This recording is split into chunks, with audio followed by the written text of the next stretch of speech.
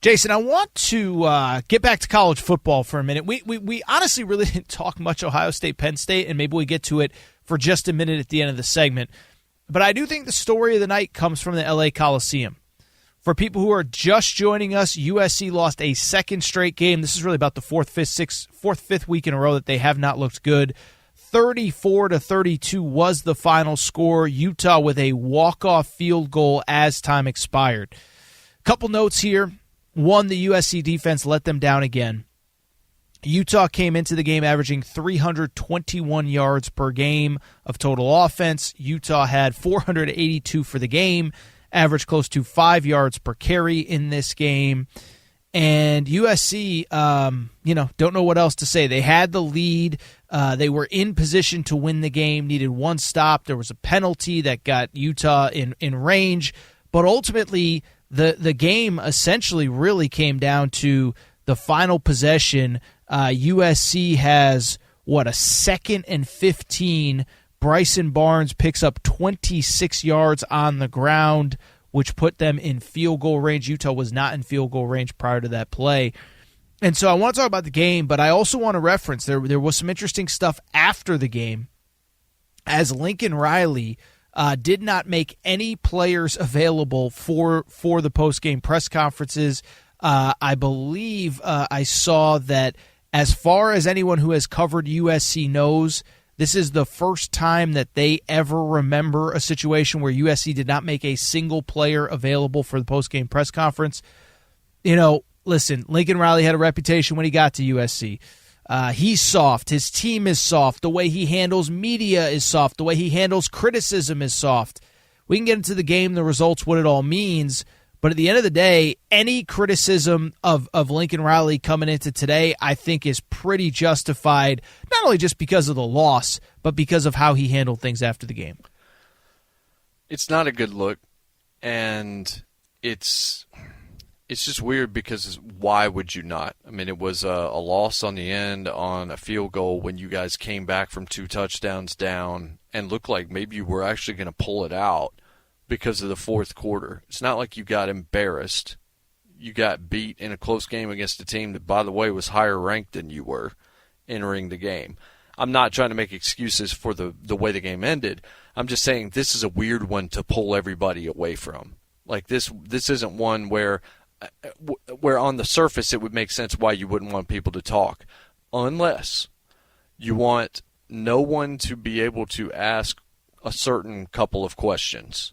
One about your quarterback and one about your head coach and his future.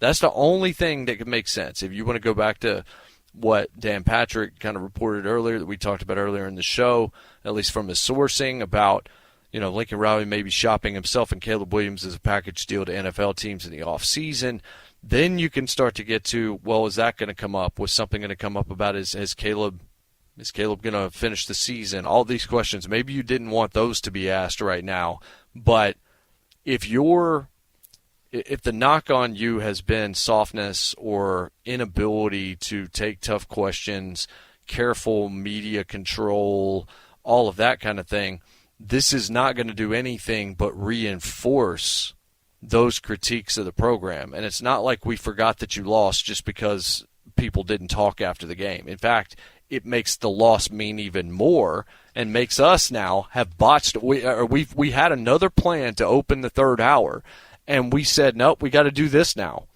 We weren't going to do that, Lincoln, and it wouldn't have been anything that you would have said that probably would have changed our minds. But the fact that you said nothing, now we can go back and talk about the fact that you lost to Utah and then didn't talk about it afterwards. And that to me is not only bad optics, it's not a sensible approach, and it actually puts a bigger spotlight on the fact that your team lost than otherwise. So one of the privileges of being in this time slot is we get to kind of have the conversations that everyone's going to have on Monday and Tuesday right now. And so let's dive into it, because I think those are the two questions. So I said it earlier in the show. I am somebody who, listen, I love college sports. I've largely made most of my career off of covering college football, college basketball. And I'm somebody that, listen, I'm still old school, believe in the team, this and that, the value of college sports and getting an education, all that stuff. I bring it up to say, I don't think I have ever advocated for a player to shut things down. Now, if they're not healthy, that's different. If they're not healthy, or if it's a bowl game that isn't for the college football playoff, I'm never going to criticize anybody. I can sit here and definitively say, I think there is a very strong argument for Caleb Williams to shut it down. Now, Caleb Williams has not been perfect the last couple weeks in his own right, but at the same time, the offensive line is getting him killed back there. The defense is letting him down time and time again. And I'll be honest, I think Lincoln Riley let him down today. They were running the football very effectively in the first half. And I don't know if Lincoln Riley just forgot half of his play sheet coming out of halftime, or whether he wanted to feature Caleb Williams, or whatever it was. I feel like his coach let him down, his offensive line has let him down, his defense has let him down. And my whole thing is, listen, I'm old school, play for the team, play for the other 84 guys in that locker room. But you don't have an obligation, if you're going to be the number one pick in the draft, you do not have an obligation to carry a team that does not have your back in any way. So the floor is yours, Jason. Is this a conversation that Caleb Williams and his dad, we know Caleb Williams' dad likes the cameras, likes the microphones. You think this is a conversation they're going to have behind the scenes over the next 48 hours? I would be blown away if it wasn't. Now, I don't think that his team doesn't have his back. I don't think that that's the case. And I didn't mean literally not have his back. I know what you're saying. Yeah, go ahead. I was just going to clarify. But generally, I go back to what I said in the first hour, which is, what exactly does Caleb Williams have to accomplish at USC right now? He's already won the Heisman. He's not going to win it this year. He had that shot, but over the last 2 weeks we've seen that's probably evaporated. You're not going into the college football playoff. You're probably not done losing this year, whether Caleb is the quarterback or not, because the defense is going to give up 1 trillion points to a couple of these more prolific offenses that you're going to face in the coming weeks. So you're not going to win that. Maybe you could win the Maxwell, but who cares? You've already done these things. You're not going to win a championship. So what are you playing for? The possibility of maybe making a New Year's Six game, which I don't even know if that's for sure at this stage. If they were to take another couple of losses and be a 4-loss team at that stage, I don't see the upside for Caleb Williams continuing to play. This isn't something where he came in and was a mercenary and said, screw you to USC, and, left their fans high and dry and all this. He was a dude that wasn't there, who transferred there under the new way college football is done. And what do we know about college football now because of the transfer portal, because of NIL, because of all this? It's become a lot more about the individual athlete.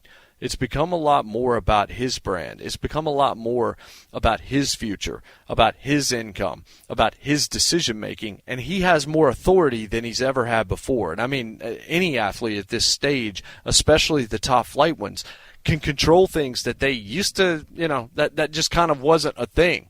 So if ever there was a spot where I'm going to advocate for it, I'm going to openly say it right now, Caleb Williams should shut it down, because there's nothing left for him to gain, but there is a heck of a lot, Aaron Torres, for Caleb Williams to lose over the rest of this season. If he's playing for a team that doesn't have a chance at a championship, he has no chance at the Heisman for the second chance. But every time he steps out there, he does have an opportunity to go behind an offensive line that's been rather woeful and get himself injured and potentially harm his long-term future. One other note from that game, by the way, DeSager did just tell me after the game, Kyle Whittingham did say that Cam Rising has officially been shut down for the rest of the year. Yeah. Really quickly, let me keep this conversation going. I'm going to throw a little bit of a curveball at you. During the game, the great research people here at Fox Sports put out a very interesting graphic. Caleb Williams now in 23 starts versus non-top 25 teams. 70% completion percentage, 78 touchdowns, 7 interceptions. Against 5 top 25 teams in his career. 51% completion percentage, 6 touchdowns, 6 interceptions. And assuming the team that has the first overall pick needs quarterback. So let's not live in a world where it's a team that's settled at quarterback. Is there anything that you've seen that makes you feel like maybe he shouldn't be the guy as the number 1 overall pick? No. And those stats, I find those stats interesting.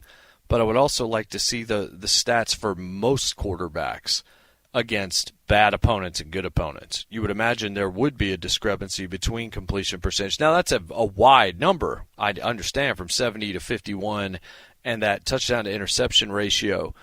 Then, all right, so let's suggest that there is some validity to those stats, and there's a certain level of maybe overhype to Caleb Williams. Now, I'm just saying hypothetically now.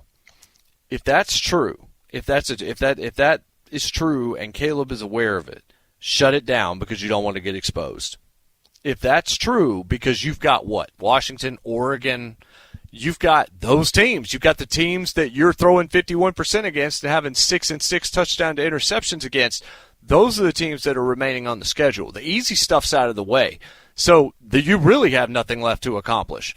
As a matter of fact, not only could you potentially get hurt, but you could harm your stock because the lasting impression we're going to have of you is of maybe more mortal than we thought. But no, I still think he is. I think he has all the goods. I think he has everything that you want. I think he's going to be a superstar in the NFL. I find those stats more interesting than potentially indicative of anything. Yeah, it is worth noting, by the way, Drake May, the projected number 2 overall pick, he took a loss this evening in a game where he did not look good. Shedeur Sanders has struggled, after that hot start. So it's not as though somebody has totally emerged. By the way, Michael Penix struggling while we're on air. Yeah. Last one, Jason, before we get to break and get back to the NFL. Lincoln Riley. So we referenced it earlier in the segment. We referenced it earlier in the show. Our colleague Dan Patrick put out a report, or at least he said on these Fox Sports airwaves, that Lincoln Riley, maybe he's not, I guess the way that Dan put it, I don't want to put words in his mouth, but essentially he's kind of letting it be known to whoever might be in position to draft Caleb Williams that, hey, I might be available to come with them if the circumstances are right. My question for you, are we sure Lincoln, by the way, a year ago, 6 months ago, Lincoln Riley, the NFL head coach, would have been very intriguing to me, especially coming with Caleb Williams. But I look at the situation that we find ourselves in right now. This is year 6, year 7, whatever, of Lincoln Riley's time as a head coach. Great quarterback developer, great great developer of offense, whatever. At the same time, his defenses have been abysmal for 6, 7, 8 years now, however long it's been as a head coach. Nothing has changed. He's changed coordinators. It hasn't mattered. He's got his own guys in Alex Grinch. He brought Alex Grinch with him from Oklahoma. And that's not to say he would bring him to the NFL.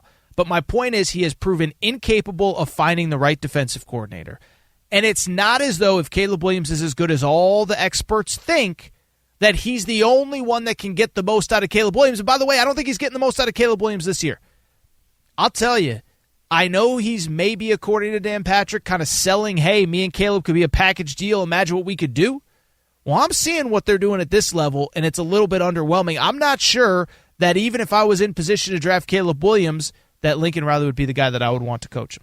Yeah, I think that we talked about that earlier, and I agreed with you then, and I definitely agree with you right now, that it feels more like Lincoln is starting to see Caleb as somebody he needs, much more so than Caleb would need Lincoln Riley in this scenario. And I just feel like the only comparison that I have for Lincoln Riley right now, I know we've seen a lot of offensive head coaches that have had some defensive struggles and things like this, or teams that generally outscore other ones but can't stop anybody. I mean, that was the Big 12 as an entire conference for much of this century so far.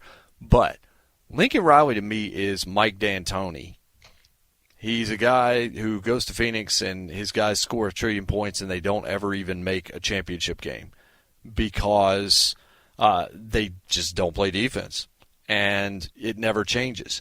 And that knock was there for the Warriors, and no, they actually play defense. Klay Thompson's a heck of a defender. Andre Iguodala, solid defender. They would bring somebody in on the inside. Of course, Draymond Green, we know what he can do on the inside. But Mike D'Antoni, you would bring him in to the Knicks, to the Lakers, whatever, and it was going to be different this time. But it was still the same. It was still the same crazy fast offense. It scored a ton of points. It was fun to watch. And then on the other side, it was like it didn't even exist. It didn't matter. Over and over again. Mike D'Antoni's a good coach, but Mike D'Antoni was a guy that was fatally flawed and it couldn't be changed. Now, it's a different sport, and that's why I will bring Lincoln Riley potentially into my organization along with Caleb Williams. If that was if we just treat this as a real life scenario. But I'm not letting him pick his own DC because he's been doing that now for years and it hasn't worked.